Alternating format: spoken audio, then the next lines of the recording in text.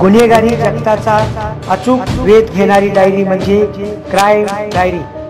Social मीडियावर चाकू कोयत्यांसह video तयार करणारा युवक पोलिसांच्या ताब्यात। करवीर पोलिसांची तात्काळ कारवाई। कोल्हापूर रत्नागिरी महामार्गावरील चिखली पाटा येथील ओमकार हॉटेलजवळ काही युवकांनी हातात चाकू व कोयता यासारखे हत्यारे घेऊन सोशल मीडियासाठी व्हिडिओ तयार केला।